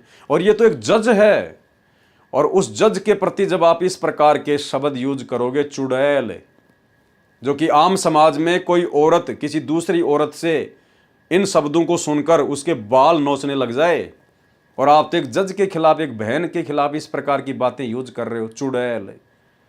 अब बताओ भाई और बहनों, कौन मनमाना आचरण कर रहा है? ना इस प्रकार के शब्द, इस प्रकार की भाषा हमारे गुरुजी के ज्ञान के अनुसार सही है, और ना ही इस प्रकार की भाषा आम समाज के हिसाब से उचित है। अरे इस प्रकार की भाषा तो जिनको आध्यात्मिक ज्ञान की ABCD नहीं है, जगत वाले भी नहीं करते। और ये भगत होने के बावजूद, परम भगत होने के बावजूद ऐसे ऐसे चुड़ैल जैसे शब्दों का यूज कर रहे हैं। तो भाई और बहनों, जज फिर अपना प्रतिशोध नहीं लेंगे तो और क्या करेंगे। इनके हौसले इतने बुलंद हो गए हैं कि रिश्वत न मिलने का प्रतिशोध लेते हुए छोटी छोटी तारीखें लगा रही है। इस मुकदमे में 19 व्यक्ति नामजद हैं। वे न घर का कार्य कर पाते हैं, न ही नौकरी, न ही खेती, न ही मजदूरी ठीक से कर पा रहे हैं। इस जज उर्फ चुड़ैल सविता का प्रतिशोधात्मक घटिया कानून विरुद्ध कार्य फिर चुड़ैल शब्द। एक पलवल पुत्र जोगीश बोस निवासी लखनऊ उत्तर प्रदेश इसी मुकदमा संख्या 192 डेट 18/7/2006 PS सदर रोहतक में नामजद है। यह मुकदमा 18/7/2006 से चल रहा है। पलवल दास पहली बार अस्वस्थ होने के कारण दिनांक 3/7/2014 को कोर्ट में हाजिर नहीं हो पाया। अब देख लो, मेन भाइयों बहनों पॉइंट ये है कि इस प्रकार की भाषा भक्तों के लिए उचित नहीं है। अब यहां से पढ़ेंगे हम। ये सारी बातें हमने विजय को झज्जर जेल से दिनांक 15/3/2014 को जमानत होने पर बताई। ये कौन विजय है? ये वही विजय है जिसने करोथा कांड का रहस्य नामक पुस्तक लिखी थी। ये है वो विजय। ये भी पागल बन के घूम रहा है। यह सारी बातें हमने विजय को झज्जर जेल से दिनांक 15/3/2014 को जमानत होने पर बताई, जो दिनांक 6/3/2014 से 15/3/2014 तक झज्जर जेल में अन्य केस में था। यह बात सुनकर विजय ज्यादा तनाव में आ गया, जिसको 30/3/2014 को पागल वार्ड PGIMS रोहतक में दाखिल करवाना पड़ा। ये सतगुरु रामपाल जी परमेश्वर जी के बड़े बड़े समझे जाने वाले परम भक्तों के आचरण हैं, उनके लक्षण हैं। पागल हो रहे सारे के सारे धीरे धीरे मनमान आचरण करेंगे, गुरु को मानुष मानेंगे, अपनी तरफ से अधिक व्यवस्था करेंगे तो और क्या होगा भाई और बहनों। आप और हमने शिक्षा लेनी है निकट भविष्य में। ये पुस्तक पढ़ के हम फालतू में समय बर्बाद नहीं कर रहे। हमने शिक्षा लेनी है कि गुरु को मानुष मानकर जो घटिया कर्म हमसे पहले इन बड़े बड़े समझे जाने वाले भक्तों ने किए हैं और जिसका नतीजा ये भोग रहे हैं, पागल बन के घूम रहे हैं, पागल बन के सतगुरु रामपाल जी के सारनामी भगत होने के बावजूद भी पागल बन के घूम रहे हैं। तो कहाँ इनके साथ में गुरु जी का आशीर्वाद है, कहाँ इनके भक्ति काम आ रही है। ये बात सुनकर विजय ज्यादा तनाव में आ गया, जिसको 30/3/2014 को पागल वार्ड PGIMS रोहतक में दाखिल करवाना पड़ा। उसने कई बार आत्महत्या करने की कोशिश की इसने भी कई बार सुसाइड करने का प्रयास किया, आत्महत्या करने का प्रयास किया। बताओ अब भाई और बहनों, ये कहाँ से नित्य नियम करते होंगे, कहाँ ये मंत्र करते होंगे, कहाँ ये सत्संग सुनते होंगे। जो आदमी पागल हो जाए, आत्महत्या करने का प्रयास करने लगे, वो कहाँ भक्ति करेगा। और ऐसे पागलों को हम परम भगत मान के और इनकी कुसंगति में पड़े हुए थे, और आज भी उन्हीं पागलों की कुसंगति में पड़े हुए हैं, जिनमें से कुछ तो पागल हो चुके हैं, बाकी का नंबर आना भी बाकी है। तथा इसी तनाव के कारण वह PGIMS रोहतक से दिनांक 31/3/2014 को पता नहीं कहां चला गया वो भी बसंत सैनी की तरह भाग गया पागलवाड़ से। वो विजय भी भाग गया और कह रहे पता नहीं कहां चला गया। ये हाल है संत रामपाल जी के परम भक्तों के, सतलोक आश्रम मैनेजमेंट हरियाणा वालों के, जिसको जमानती तथा घर वाले तलाश कर रहे हैं। उसको ढूंढ रहा है, उसका जमानती भी ढूंढ रहा है, उसको उसके घर वाले भी ढूंढ रहे हैं। अगर उसके साथ कोई अनहोनी होती है तो उसका जिम्मेदार माननीय सेशन जज सुशील कुमार गुप्ता होगा, तुम्हारे कहने से नहीं होता कोई। ये सभी बातें हमने समाज सेवा समिति के मुख्य सदस्यों को बताई। पूरे भारतवर्ष में समाज सेवा समिति के लगभग 10 लाख सदस्य हैं। अरे बार बार 10 लाख सदस्य, 10 लाख सदस्य, तुमने क्या उखाड़ लिया उन जजों का? 10 लाख सदस्यों ने तुमने केवल बरवाला कांड करवाना था, काल प्रेरणा से वो करवा दिया। अब तुम अपना धर्म को धंधा बना के आश्रमों में बढ़िया ज्योति पाठ और दान का पैसा लूट रहे हो। तुम्हारा बाप जेल में दुख भोग रहा है और तुम लड्डू जलेबी बर्फी खा रहे हो। बस ये था तुम्हारा टारगेट, इसके अलावा कुछ भी नहीं था। 10 लाख सदस्य, 10 लाख सदस्य, क्या उखाड़ लिया तुम लोगों ने भाई? रोहतक जिला कोर्ट के सेशन जज श्री सुशील कुमार गुप्ता जी के भ्रष्टाचार की शिकायत हमने 24 अप्रैल 2014 को आपके पास भेजी थी। भेजते रहो, किसको क्या फर्क पड़ता है। जिसमें बताया गया कि श्री सुशील कुमार गुप्ता जी ने हमारे से 30 लाख रुपए की मांग की। मांग पूरी न होने के कारण जो अन्याय किया गया उसका विस्तृत विवरण लिखा है, परंतु पता गलत लिख जाने के कारण कई दिनों के पश्चात वह पत्र हमें वापस प्राप्त हुआ। इसी कारण से इस माननीय भ्रष्ट जज श्री सुशील कुमार गुप्ता जी सेशन जज रोहतक की जांच शुरू नहीं हो पाई, जिसका हमें इंतजार था। वह पत्र पुनः पता ठीक करके आप जी के पास उचित कार्रवाई के लिए भेज दिया गया है। आशा है कि न्यायालय की गरिमा बनाए रखने तथा जनता का विश्वास न्यायालय के प्रति बरकरार रखने के लिए आप जी अवश्य कड़े कदम उठाएंगे। अरे आने वाले समय में सतगुरु की भक्ति और सतगुरु के अलावा किसी का किसी पे कोई विश्वास नहीं होगा। तुम कहाँ न्यायालय के प्रति लोगों का विश्वास दृढ़ करने की बात कर रहे हो। 30 लाख रुपए की मांग पूरी न होने के कारण सेशन जज श्री सुशील कुमार जी का दमन चक्कर बंद होने का नाम नहीं ले रहा है। हमारे सतगुरु रामपाल दास जी के लगभग 15 लाख अनुयायी हैं। जब गुरुदेव जी झूठे मुकदमे के कारण कोर्ट में पेशी पर जाते हैं तो लाखों श्रद्धालु मना करने के बाद भी श्रद्धावश दर्शनार्थ कोर्ट के आसपास इकट्ठे हो जाते हैं। ले लो भाई, ले लो प्रसाद। अरे वो भगत भाई बहन जो रोहतक की तारीखों पर जाते थे, हिसार की तारीखों पर जाते थे, आप लोगों को प्रसाद दे दिया। यहाँ क्या लिख रहे हैं कि हम किसी को तारीखों पर नहीं बुलाते थे। कौन कह रहा है? सतलोक आश्रम मैनेजमेंट हरियाणा, जो तुम्हारे को कोऑर्डिनेटरों के माध्यम से मैसेज डाल डाल के गुरुजी का सख्त आदेश बता बता के रोहतक की और हिसार की तारीखों पर भेजा करते थे।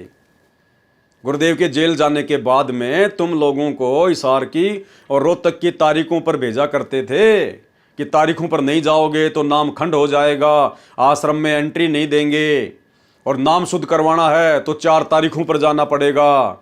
बस की या ट्रेन की वो टिकट दिखाओ, हमें तुम्हारे पर विश्वास नहीं है। यहाँ क्या लिख रहे हैं इस किताब में?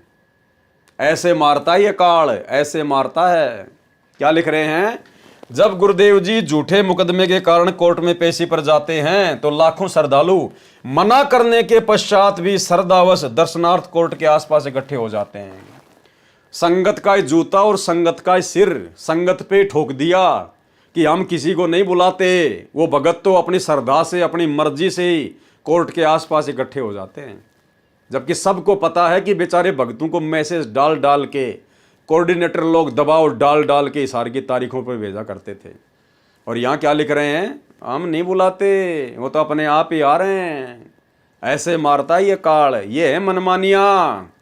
और जाओ, उनके साथ आर्य समाज के लोग झगड़ा करते हैं और क्या करेंगे? मनमन आचरण करोगे ये तो झगड़ा ही करेंगे और क्या करेंगे भाई। श्रद्धालुओं के साथ मारपीट करते हैं जिससे लॉ एंड ऑर्डर की परेशानी आती है। क्यों बुलाया तुमने भक्तों को? जब तुम्हें पता है कि लॉ एंड ऑर्डर डिस्टर्ब हो रहा है तो क्यों भक्तों को अपने कोऑर्डिनेटरों से मैसेज डाल डाल के बेचारों को परेशान किया करते थे? जिस कारण से संत रामपाल जी महाराज की हाजिरी माफी की अर्जी न्यायालय में लगाई जाती है, हालात को मद्देनजर रखते हुए जो न्यायालय के द्वारा मंजूर कर दी जाती है।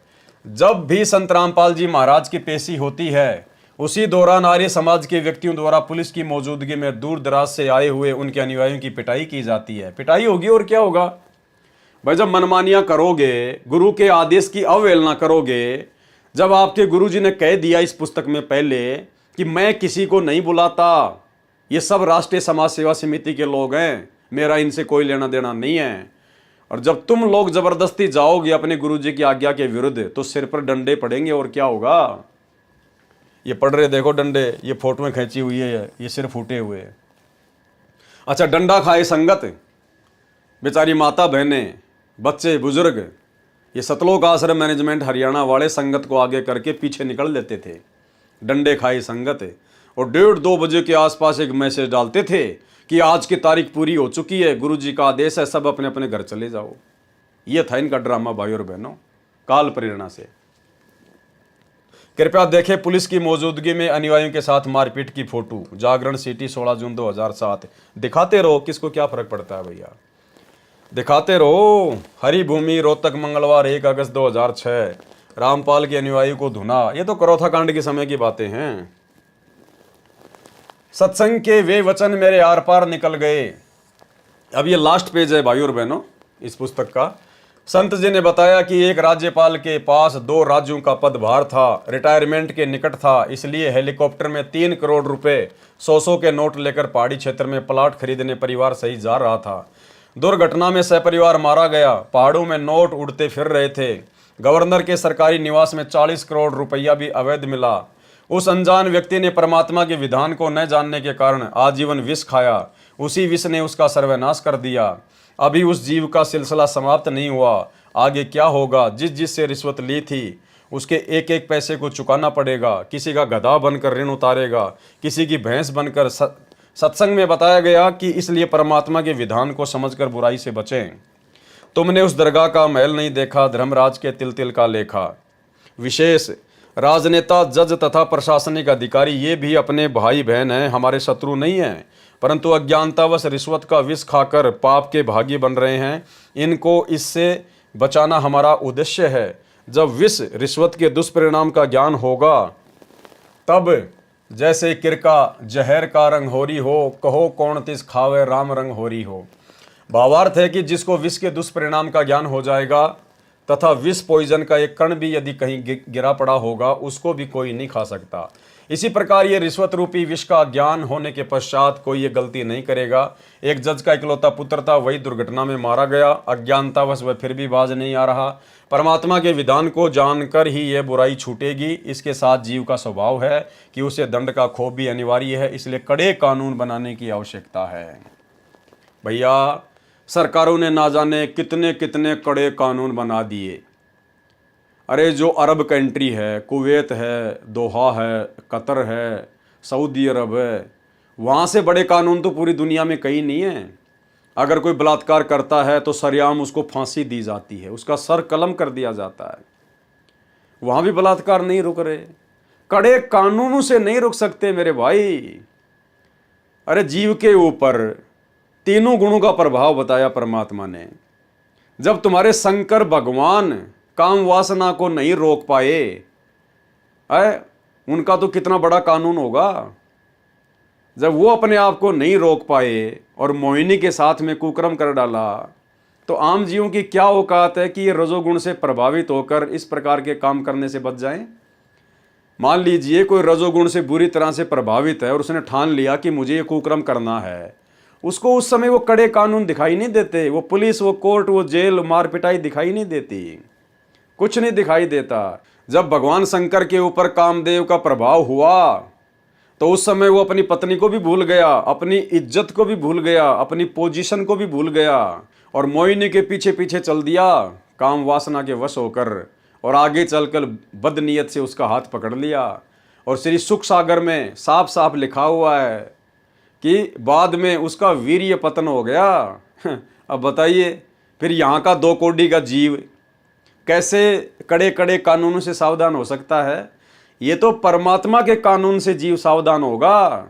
जैसे आज उनके लाखों भगत इस तत्व ज्ञान को लेकर, अच्छे बुरे की जानकारी लेकर, कौन से कर्म करने से क्या होगा, कौन से कुकर्म करने से हानि होगी, इस परमेश्वर का भरपूर आशीर्वाद चाहिए, मर्यादा चाहिए और परमेश्वर का ज्ञान चाहिए। इनके ज्ञान से ये दुनिया सुधरेगी, संभलेगी।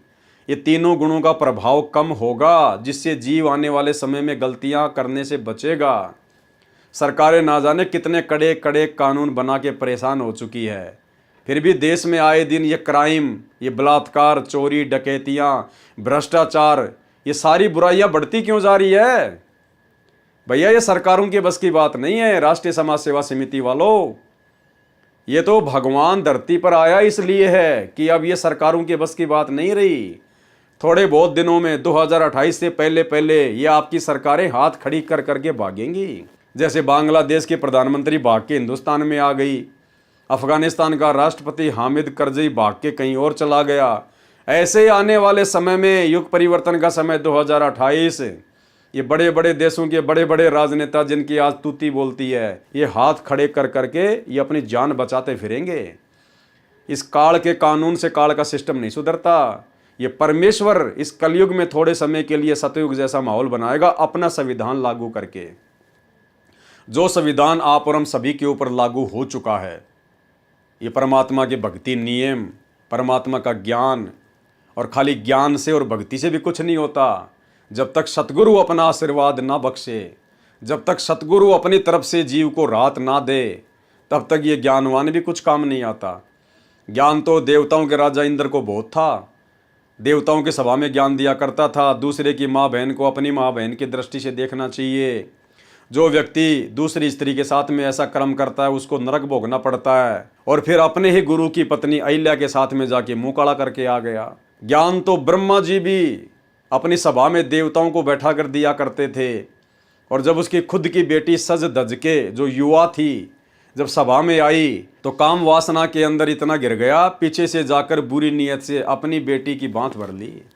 तो भैया इस काल के ज्ञानवान से कुछ नहीं होना, ये तो परमात्मा का ज्ञान आगे चलकर इस दुनिया को सुधारेगा। इस दुनिया में शांति आएगी, तीनों गुणों का प्रभाव कम होगा, और जब तीनों गुणों का प्रभाव कम होगा तब ये हर प्रकार की बुराइयां मिटेंगी, हटेंगी। तो भाई और बहनों, ये बरवाला कांड के ऊपर हमारा लास्ट वीडियो था। इसके अलावा तो मालगाड़ी भरी है सबूतों की, प्रमाणों की, गुरुदेव के परिवार की, बेटा बेटी भाई बंधु रिश्तेदारों के कुकर्मों की, उनके लड़ाई झगड़ों की, उनकी गालियों की, उनकी धमकियों की, उनके बुरे आचरण की। लेकिन भाई और बहनों, दास उसके ऊपर पहले बहुत सारे वीडियो बना चुका है। इसलिए आप जी फेसबुक पर जाकर पवन दास इज़ लाइव सर्च करें, या यूट्यूब पर जाकर पवन दास इज़ लाइव, या शंका समाधान विद पवन दास, या साध संगति, जब आप इस प्रकार से सर्च करेंगे तो आपको दास के पुराने वीडियो दिखाई दे जाएंगे। क्योंकि हम लोग 2020 से पहले तो सतलोक आश्रम मैनेजमेंट हरियाणा के कुकर्मों के ऊपर ही वीडियो बनाया करते थे। 2020 के बाद से फिर परमात्मा ने दया बख्शी, फिर हम ज्ञान आधारित वीडियो बनाने लगे, परमात्मा के सत्संगों के ऊपर, उनकी पुस्तकों के ऊपर, आपस में साथ संगतियाँ होने लगी, ज्ञान चर्चा होने लगी, मर्यादाओं के लेकर वीडियो बनने लगे। तो आप जियों को हर प्रकार के वीडियो दास के Facebook page Pawan Das is live के ऊपर देखने को मिलेंगे। और आप सभी भाई बहनों से दास की विनती है, प्रार्थना है, भाई और बहनों देखो ये सत्य का मार्ग है, और सेवा केवल आप और हमारे पास में, क्योंकि भाई और बहनों आप और हम परमात्मा की वो आत्मा हैं जिनको परमेश्वर ने इसी मनुष्य जन्म में पार करना है।